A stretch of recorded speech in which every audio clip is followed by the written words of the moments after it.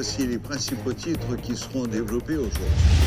Poursuite de la traque des présumés assassins du président Jovenel Moïse. 7 ont été tués par les forces de l'ordre, selon le chef de la police, M. Léon Charles, qui annonce également l'arrestation de 6 autres. Le Premier ministre Claude Joseph annonce que toutes les dispositions sécuritaires ont été prises afin de permettre à la population de vaquer librement à ses activités. Le chef de gouvernement invite les employés de l'État à reprendre le travail. Le Premier ministre nommé, mais qui n'a pas été installé, Ariel Henry, plaide en faveur d'un accord politique pour une solution durable à la crise. Monsieur Henry soutient que l'accord permettra de former un gouvernement de consensus et de réaliser des élections qui ne seront pas contestées.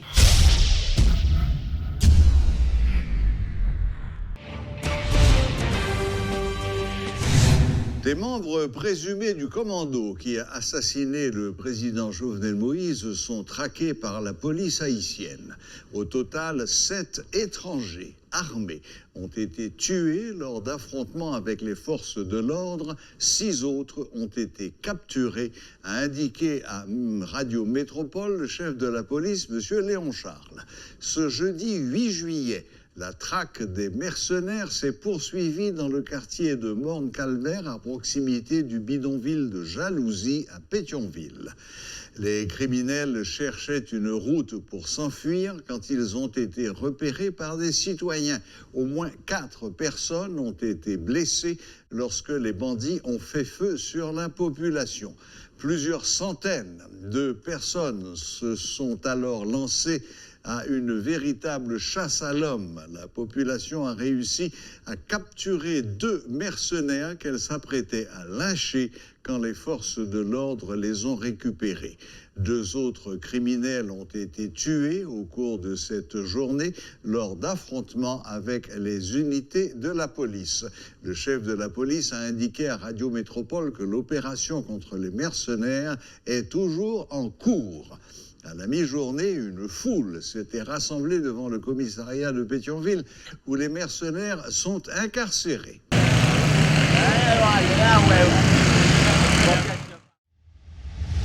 Le Premier ministre Claude Joseph et le directeur de la police nationale Léon Charles ont tenu ce jeudi un point de presse conjoint afin d'informer de l'état d'avancement de l'enquête relative à l'assassinat du président. Le chef du gouvernement en a profité pour inviter la population à reprendre ses activités. De son côté, le directeur de la PNH annonce que la traque des présumés assassins du président se poursuit. Dans souci pour nous permettre que le président Jovenel Moïse joigne justice, que famille joigne justice, gouvernement à toute la police là nous mobiliser. C'est ça que fait nous sommes capables de constater que assaillants yo nous commençons à prendre yo une après l'autre. Il y a ça là-dedans yo qui tombé dans échange avec la police. Nous voyons comment la population elle-même est mobilisée pour permettre que nous joignons assaillants ça yo pour qu'ils répondent Zach yo fait yo devant la justice. Population haïtienne, frère Maxime yo, m'a demandé nous pour nous intelligents.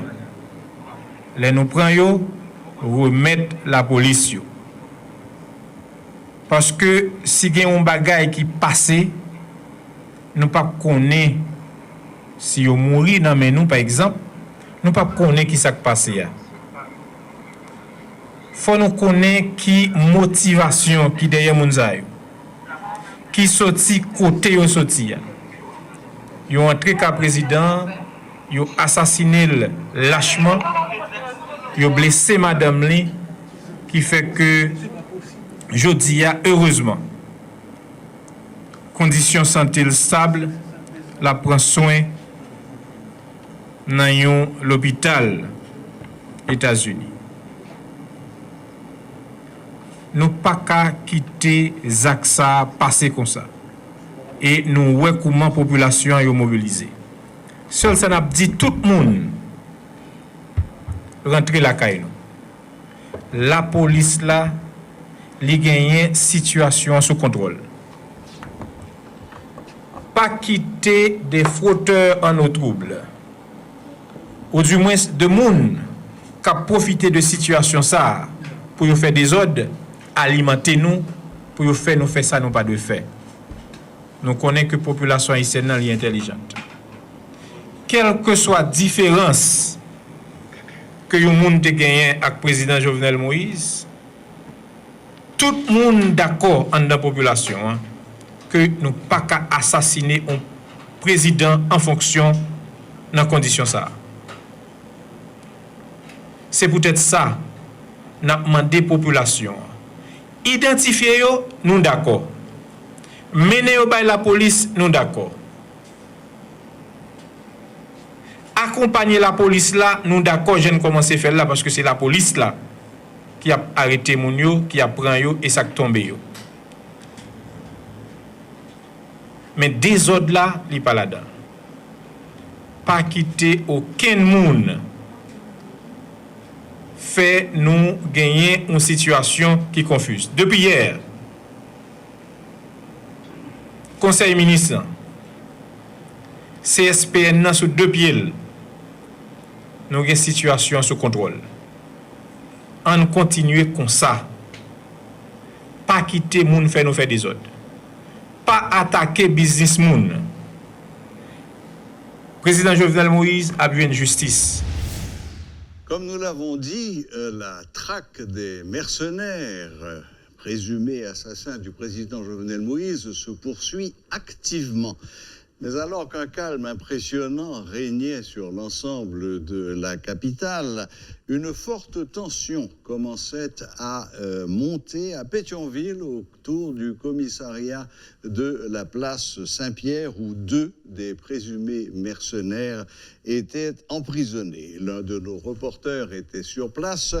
Et maintenant, il est avec nous sur le plateau de Métro News. Bonsoir, Jean-Jules Desaugustes. Bonjour, bonsoir Serge Coin, bonjour, bonsoir à tous et à toutes. Évidemment, vous l'avez bien dit, la traque des mercenaires présumés assassins du président Jovenel Moïse se poursuit, mais pas seulement avec la police nationale, il y a aussi la complicité de la population.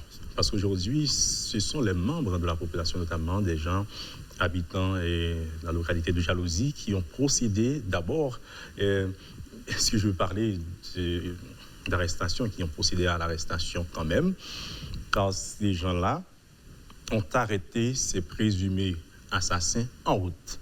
Parce ils les ont arrêtés au prix de leur vie, au risque de leur vie, au péril de leur vie. Blessés.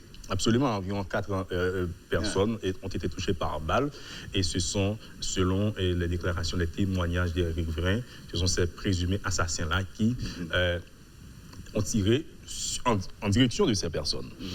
4 touchés par balle, mais ils sont arrivés quand même, ces gens-là, à intercepter ces présumés assassins du président de la République, Jovenel Moïse. 2 d'entre eux ont été repris par la police nationale. Et avant d'être lynchés par la population, si j'ai bien compris. D'abord, ils ont fait la tentative de les lyncher les gens qu'ils ont interceptés, les étrangers. Alors, la police a eu le temps d'intervenir, ce qui a empêché le pire. Donc, même si le pire, comme l'avait dit le directeur général de la police nationale, c'est déjà arrivé, l'assassinat du président, c'est ça le pire. Mais maintenant, le lynchage de ces présumés, de ces personnes, mettre du feu sur leur corps aussi, ça pourrait être un autre scandale dans le grand scandale que nous avons aujourd'hui. Oui. Mais l'autre chose, c'est qu'il y avait des centaines de personnes qui se sont présentées par devant le commissariat, exigeant, demandant les étrangers pour en finir. Mais à ce qui paraît, c'était très chaud. Oh.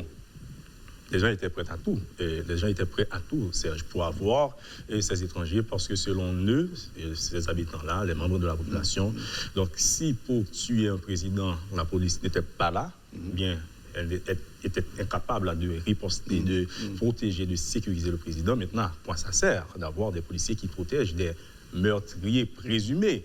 Et les gens étaient prêts à briser le portail, à tout vider pour les prendre. Mais d'autres constats que nous avons faits pour Métropole, c'est qu'il y avait 2 corps sans vie. Il y avait 2 corps sans vie. Ah bon? Où ça? Dans la rue devant le commissariat? Non, ces cadavres-là étaient à l'intérieur du commissariat. Et après, on les a transportés quelque part d'autre, soit dans une maison funéraire pour la suite nécessaire. Mais c'était visiblement des étrangers. Et selon l'un des policiers, ce seraient 2 des meurtriers tombés sur le champ de bataille lors des affrontements avec les policiers. Parce que si... Attendez, on avait dit qu'au commissariat de Pétionville, il y avait 2 seulement qui étaient prisonniers, qui étaient enfermés. Ce sont ces 2 étrangers-là qui ont été interceptés, arrêtés par les membres de la population qui allaient les lyncher. La police est arrivée sur place. Donc c'est ceux de jalousie qui ont été... Ah non. La police est arrivée à temps et a eu le temps de les prendre des mains des membres de la population. Maintenant, de les sauver du danger. Et les 2 cadavres? Les 2 cadavres, c'est 2 autres étrangers, selon des membres de la police qui se sont confiés à nous, maintenant, et qui sont tombés sur le champ de bataille. Parce que l'opération continue. Ce sont des opérations qui... Voilà, c'est une opération qui se fait chaque jour pour traquer les bandits. D'ailleurs, selon ce que nous a confié le directeur général de la police, Léon Charles, c'est qu'il y a 7 mercenaires qui sont tombés sur le champ de bataille et 6 autres qui ont été interceptés. Et le bilan partiel, selon le DG de la PNH, Léon Charles, qui faisait de son mieux aussi et qui invitait la population à garder son calme parce que le travail doit se faire. On a besoin des vivants pour avoir des témoignages, pour savoir qui a commandité l'assassinat du président Jovenel Moïse. Parce que ça, c'est la grande question. Évidemment, il est important de mettre la main sur les exécutants, sur ceux qui ont appuyé sur la gâchette et qui ont tué. Les auteurs matériels, alors. Exactement, mais il faut retrouver maintenant les auteurs intellectuels et c'est beaucoup plus important. C'est le plus gros travail, absolument. Est-ce que le directeur de la police a bon espoir de mettre la main sur les auteurs intellectuels? Apparemment, oui, il est rassurant parce qu'il dit qu'il n'a pas besoin que les gens tuent les étrangers, même quand ils seraient coupables, qu'ils sont les principaux coupables de l'acte, même quand ils sont les auteurs matériels de ce meurtre crapuleux, on dit eux-mêmes. Ils ont besoin des gens vivants, des témoins, et pour mener l'enquête, parce que ce n'est pas suffisant de les avoir. Il faut qu'ils parlent aussi, ces étrangers. Qu'est-ce qu'ils sont venus faire en Haïti? On le sait déjà peut-être, mais qui les a invités? Pour qui? Pourquoi? Etc. Ils ont opéré cet acte crapuleux sur la nation de manière générale. Il y a des rumeurs qui circulent comme quoi ces mercenaires ne sont pas rentrés directement pour assassiner le président, mais qu'il y aurait eu discussion entre le président et ses mercenaires. Eux étaient venus apparemment pour l'emmener et l'envoyer en exil. Le président a refusé, il s'est rebiffé et au cours des échanges, les coups de feu ont commencé, coups de feu donc qui l'ont tué, lui, et qui ont assez grièvement blessé également la Première Dame. Il semble que le témoignage de la Première Dame soit tout à fait important, parce qu'elle était là, elle a assisté aux échanges entre le président et les mercenaires. Donc, qu'est-ce qu'ils se sont dit? Est-ce que ça peut mettre sur la piste des auteurs intellectuels? Bon, eh bien, on le saura rapidement, j'espère. J'espère que ce ne sera pas encore une fois, l'enquête se poursuit. Bon, apparemment, on n'en est pas là, parce que quand même, 2 jours après avoir déjà 7 morts et 6 prisonniers, ce sont déjà des résultats appréciables. Oui, appréciables, mais cela ne suffit pas. Et comme vous l'avez dit, et Serge Clan, vous savez, même le fait de tenter de se saisir du corps d'un président, c'est déjà extraordinaire, c'est bizarre. Se présenter à la résidence privée d'un président, lui demander de vider les lieux. C'est-à-dire, c'était déjà grave C'est-à-dire, aujourd'hui, on dit tout sur la mort, l'assassinat du président, mais le constat ou l'évidence, c'est que nul n'a le droit de toucher à un président. Bon, nul n'a le droit d'attenter à la vie de qui que ce soit, mais s'ils étaient venus pour le kidnapper, disons, et l'envoyer en exil, ça aurait été dans la tradition haïtienne, parce qu'il n'y a pas beaucoup de présidents élus qui ont terminé leur mandat depuis Dessalines jusqu'à nos jours. Mais il n'y a eu que 5 présidents assassinés. Oui, mais c'est peut-être ce qu'il ne faut jamais connaître. Il ne faut plus jamais connaître ça en Haïti, des présidents assassinés, des présidents exilés, des présidents, si vous voulez, que le pays connaisse une stabilité, là, pour reprendre... C'est le souhait de tout le monde. C'est le souhait de tout le monde, mais l'urgence aujourd'hui, c'est de découvrir les auteurs intellectuels et de les mettre sous les verrous, après les avoir jugés, bien entendu. Absolument. Bien. Eh bien, merci Jean-Jules, merci d'être allé sur place pour nous et de nous rapporter ce témoignage et ces vidéos. Merci beaucoup, Serge. Merci à vous tous. À bientôt. Voilà, c'était Jean-Jules Desaugustes qui a suivi pour nous les événements qui se sont déroulés aujourd'hui à Pétionville, non seulement sur la place Saint-Pierre devant le commissariat, mais également à Morne-Jalousie, à côté du commissariat, dominant le commissariat, et où la foule a réussi à maîtriser 2 des présumés assassins. Et ils n'ont eu la vie sauve que grâce à l'intervention des forces de l'ordre qui les ont arrachés aux mains de ceux qui voulaient les lyncher. Le Premier ministre nommé, M. Ariel Henry, espère un accord politique pour une solution durable à la crise. M. Henry soutient que l'accord permettra de former un gouvernement de consensus et de réaliser des élections qui ne seront pas contestées. Il se dit confiant que les acteurs politiques peuvent surprendre en ce sens, révélant que de nombreux dirigeants politiques avaient fait montre d'abnégation lors des négociations précédentes.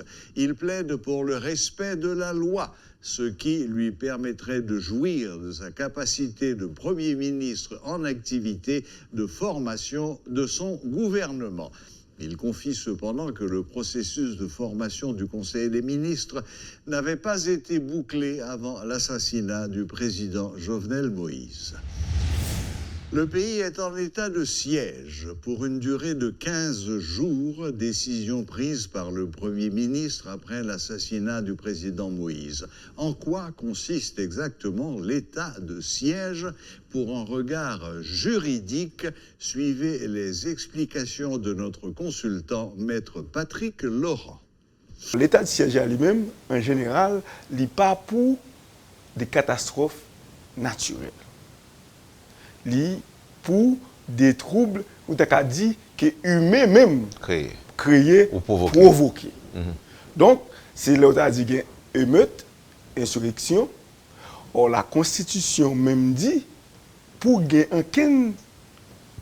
un parti dans le territoire, tout territoire, ou bien une partie dans le territoire là, pas qu'à gagner état de siège, sauf en cas de guerre civile ou en cas de menace ou bien évasion de l'armée étrangère.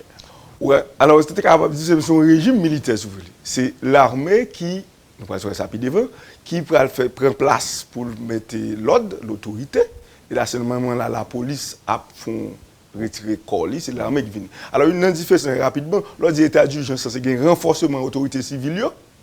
Et bien, l'état de siège à lui-même, c'est renforcement de l'autorité militaire. Donc, militaires viennent prendre charge parce que l'autorité civile dépassée par les événements, ou bien événements ça qu'a fait là, la police pas qu'à résoudre, il faut faire appel avec l'armée et à ce moment-là, l'armée prend charge. Alors, il faut dire rapidement, la Constitution actuelle, la Constitution de 1987, dit pour être capable de déclarer état de siège sous territoire national ou bien sous une partie du territoire national, il faut que tu aies gagné la guerre civile ou bien pour tu aies gagné une invasion militaire. Pour étudiants ou bien de gens qui sont intéressés pour notre référence, par exemple, c'est l'article 278 de la Constitution qui dit aucune place aucune partie du territoire ne peut être déclarée en état de siège qu'en cas de guerre civile ou d'évasion de la part d'une force étrangère. Mais il faut dire, pour les gens qui ont fait recherche sur la question, la Constitution vient restreindre la possibilité ça. Alors, il y a deux conditions. Il faut qu'il y ait une guerre civile ou bien il faut qu'il y ait une invasion militaire. Mais la loi, depuis 1860, il y a une possibilité pour te faire. Par exemple, l'article 1er a dit l'état de siège ne peut être déclaré qu'en cas de trouble civil ou d'évasion imminente de la part d'une force étrangère. Donc, et la loi de 1880, 13 avril 1880 sur l'état de siège, t'es quitté, t'es une possibilité, c'est-à-dire troubles civils, c'est-à-dire des émeutes, c'est-à-dire des groupes qui ont des problèmes, qu'on ne peut pas considérer comme une guerre civile véritablement, laisse ça ou t'as déclaré état de siège. Mais à partir de la Constitution de 1987, troubles civils là, ça ne les troubles civils là, n'est pas justificatif pour tabac état de siège. Il faut avoir une situation de guerre civile. Donc, véritablement. Donc, la loi de 1880 parlait de troubles civils qui permettent que vous déclarez état de siège. D'abord, nous parlons qui a déclaré état de siège, comment on a déclaré. Mais à partir de la Constitution de 1947, il y a deux conditions pour déclarer état de siège, c'est guerre civile ou bien invasion de troupes étrangères militaires sur le territoire national. Voilà, la boucle est bouclée. Merci de nous rester fidèles et à la prochaine, même heure, même chaîne.